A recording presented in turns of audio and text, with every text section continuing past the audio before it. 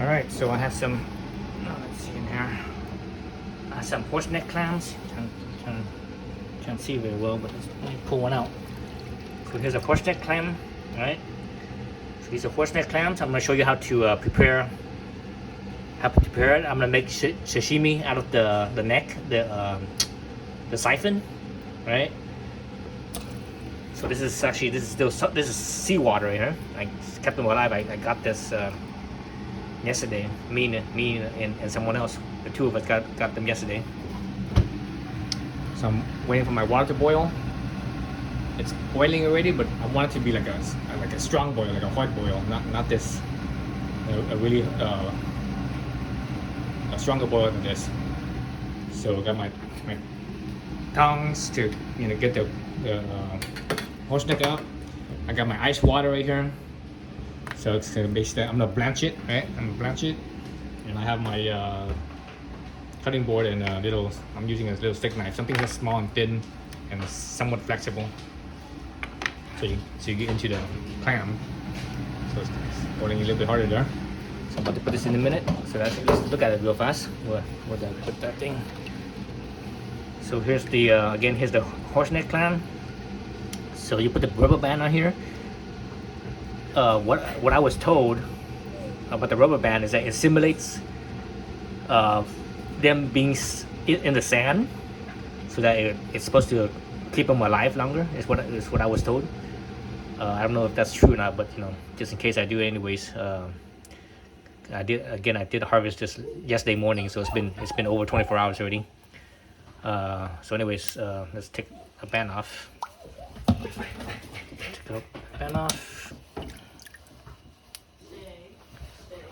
Okay, now the water is really boiling, so you see how hard it's boiling. So some people, they just dip the neck in only and they'll hold it there. I used to do it that way when I first started, but I found an easier way. It's just to basically put the whole entire thing in. Right, so when you put it in, see the water cools down a little bit, right? So when the water starts to boil hard again, that's when you know the time's up. So it takes about a minute, sometimes a little bit faster, sometimes a little bit longer, depending on how much water you use. The more water you have, the more thermal mass there is. So it doesn't cool down as much. So if you have a smaller bucket or a smaller pot that uses less water, it loses more heat because there's less thermal mass.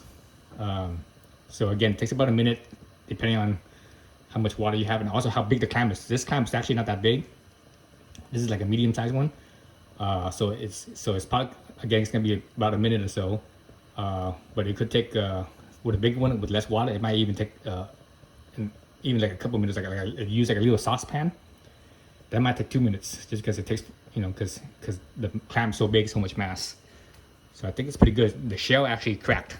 You see the crack right there on the shell. So I think that's probably pretty good. I have my ice water here. It's comes out, and you know how good, how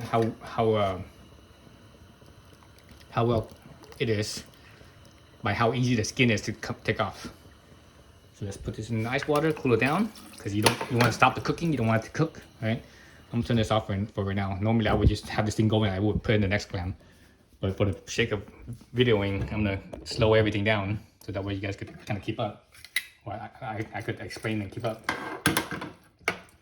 So put it in there, so let it cool down a little bit. Again, there's a crack right there. That's because it was hot, right? And the clam was still alive.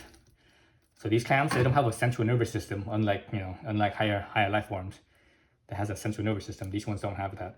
So there's no really, there's no spot where you just whack and they just die right away. So it doesn't work out that way. So I think that's long enough. So actually, feeling over here, it doesn't feel cold. It feels cool, but not cold, because this is ice water, so it's pretty cold. I've had the ice packs in here for like a good 5 minutes already. So the water is very chilled, but the clam wasn't quite chilled yet. So that means it still has some heat. So leave that there for like a minute or so. While it's sitting in here, let me talk more. So you can see the clam here. This has two muscles that holds the shell together. One is up about right here in this area, right by the hinge. So the hinge is right here, right? So one is up right here, and the other one is down about right here. So you have to go in with the little knife on both sides of the shell to cut that. because of that hot water I have, it kind of cracked the shell, so it's actually probably a little bit easier to come off now. I think it's cold enough. Let's switch over to this side here. All right, so take the clam out. So one reason why I put the clam in the water, the bucket, or the ice chest overnight is one, because when I get home from clamming, I'm exhausted. So I didn't do nothing the rest of the day. So that's why I wait the next day. But also it gives you time for the clam to filter out some of the sand, so it reduces some of the mess. All right. So anyways, and it's dead already. That's why the it's open, right? It's not closed. So again, there's two spots. So down right here. So where the siphon is very close. It's like against, like right in this area right here. Right there. And there. So it still has a little water. Let's drain some of that water out here. See all the water there. It's gonna be a good amount of sand as well, but again, because I leave it overnight to clean it out, it's just actually less sand that way. Again, I go with the knife along the edge of the shell here and cut the attachment point right here. So there it is right there. You guys sort of kind of see it right there, the leftover, and there's the other attachment point down over here. So I need to get this side over here.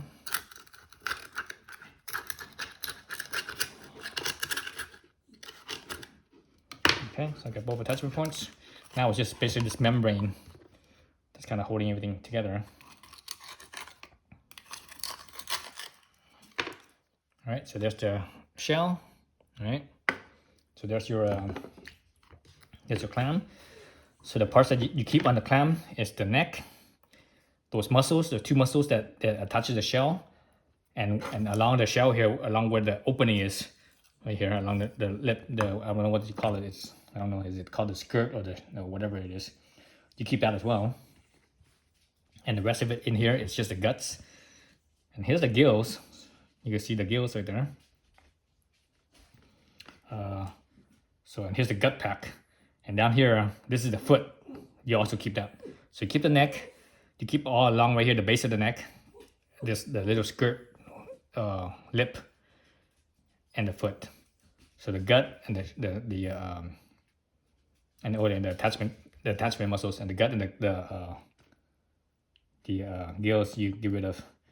So let's see. So let's go over to this side. So here's the attachment muscle right here. Usually you can actually pull this off, or you could use a knife to cut things off. So right here where the attachment muscle is, gut sac right here, you can cut right here. There's one right there, because all this is just gut sac. I'm not sure what this is. I call it the penis because it's always nice and stiff. I'm not sure if it's actually a penis or not, but all right. So here's the gut sac attachment, and again, this is what the muscle is for the shell. So sometimes I cut this, and sometimes I just pull it with my hand. So basically, it's kind of a membrane. It's like the slimy membrane right here. You go in here and cut it, or you could pull it with your hands. So sometimes I just pull it, because when you cut it, sometimes it's hard to you might get the stuff that you want to keep, which is when you pull it off, it actually will just kind of pull off as a whole piece like that, and all the stuff that you want to keep is still here. It's still on the thing.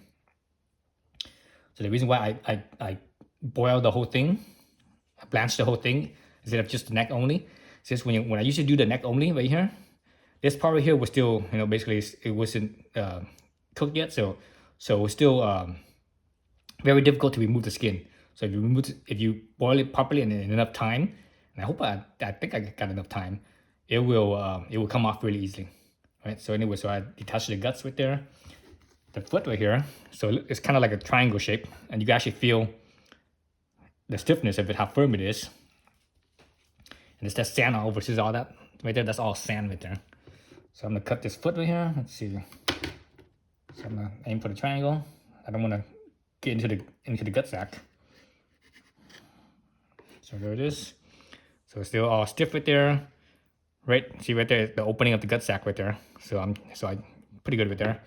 So this right here, you could use this for bait for like other things, or you could bury this in your garden. You know that will help your garden, right? Fertilizer for your garden. So again, you know, so you can do whatever you want with that. Here's the lip or the skirt or whatever you call it. So from here, I usually cut as much as I can. That's actually, it's all sand right here. That's still all sand right there. For the dirtiness, that's all sand. So I'm gonna go right here. I'm gonna, about the base of the siphon or the neck is about right here. Put that right there, like so. Then I cut the tip off right here as well. And again, you can actually use this to go fishing. This is good for fishing right here. You can hook on, because this is pretty durable, so you can hook it on, and that's as bait as well. All right, so let's see how easy it is to take the skin off. Usually the skin on here is a little bit harder because it's inside the body, so it doesn't cook as readily. But let's see how easy it is to peel off. Okay, so it's pretty easy to peel off. That tells me that I left it in there long enough. If you're trying to peel off the skin and it's like doesn't want to come off, really difficult to come off, that means you didn't leave it long enough. So the skin will actually peel all even on the skirt along right here as well. You saw just a minute ago. You see the skin right there? There's a skin membrane, so it's slimy. That's when you know it's the skin membrane. It's very slimy. Let's see. That looks pretty good. There's membrane down at the bottom muscle attachment point. Let's see. So everything else is pretty good. Right here. So that's on the outside, right? The outside. I think I got all the outside, most of it anyways. Here, the top of the top here, the top end, the top attachment point.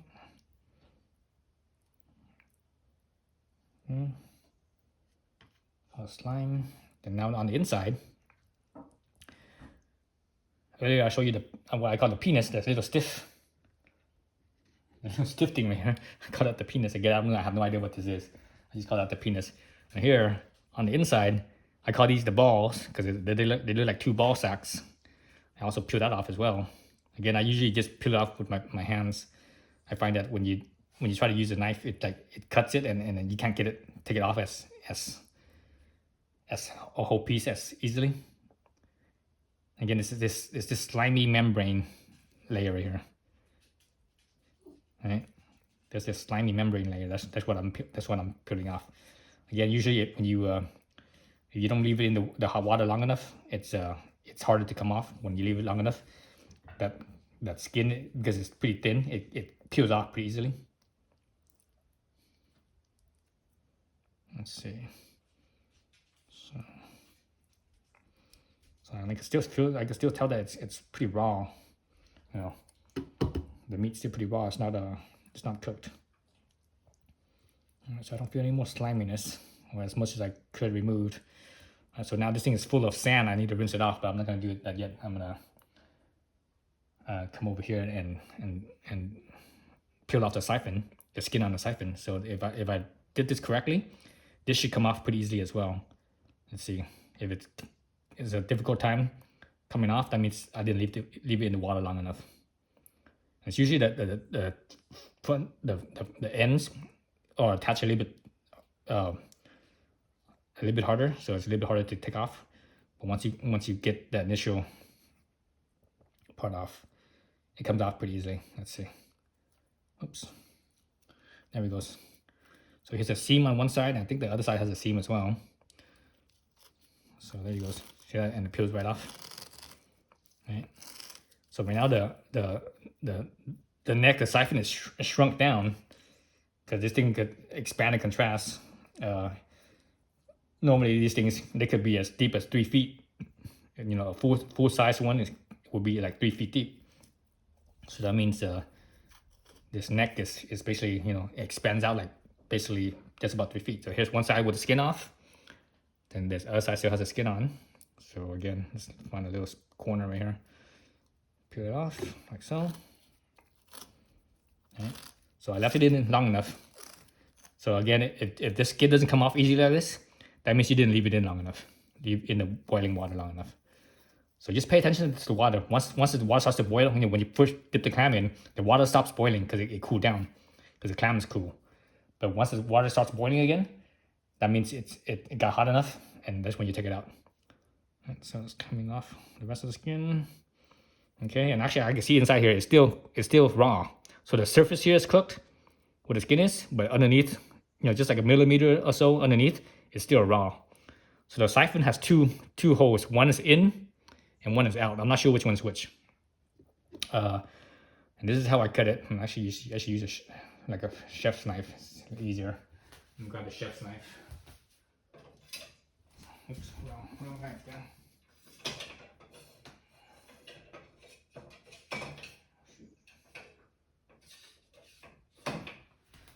What? I think the chef knife's dirty. Okay, so I just use this. It would have been easy with a chef knife.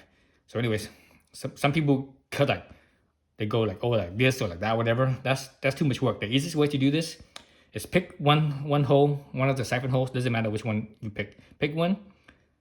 Let's say I'm gonna pick this one over here. I'm gonna stick my knife through in here. I'm gonna go through. I'm gonna cut through the inner wall, and I'm gonna cut through the outer wall on this side. So I'm gonna go all the way through and slice it right in half, and that way this thing is still one piece. So like so, and it doesn't matter if you go in from the opening side or the body side. I'm just gonna go from the opening side there, like so. And again, it's easier with a chef's knife because the blade's a little bigger, a little wider. So it's a little bit easier to kind of guide through this one. Yeah, this knife is kind of awkward because it's kind of small. Okay, so cut through. Now you open it up. Now this front side here, this side here, this is the one side of the siphon, and this other side is the other side of the siphon. And you see all that stuff with it? That's all the sand. All the sand from the because again they're in the sand, right? So from here, I just need to rinse everything, rinse them out. Like so.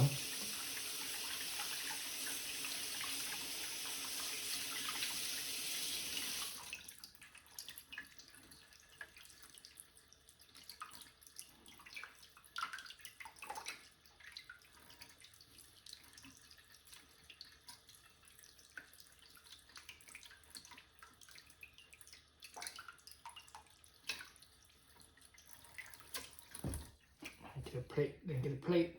Let me grab the plate real fast.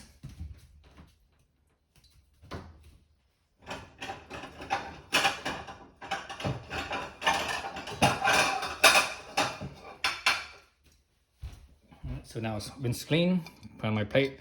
I'm trying to get the water out as much as I can. Put on my plate.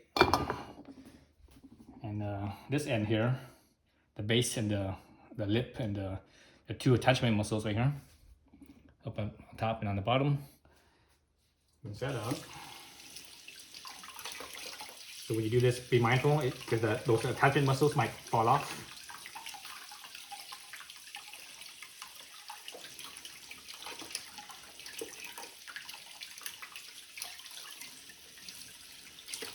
Too much water there.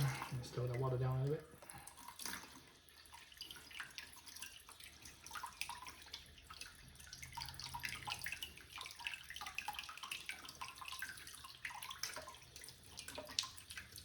And I can feel the inside and everything here. It's not cooked. It's still it's still raw. So that's what you want. So once you finish cleaning it, you can cook it however you want to cook it.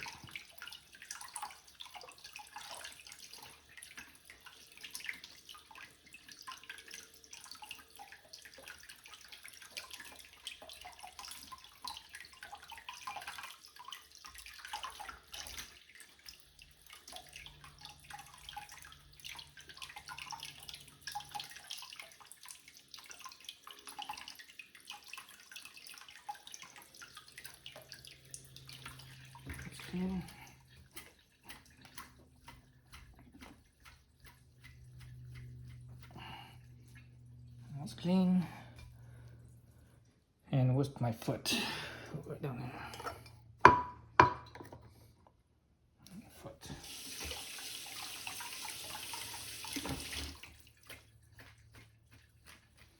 All right, so there's my siphon or the neck.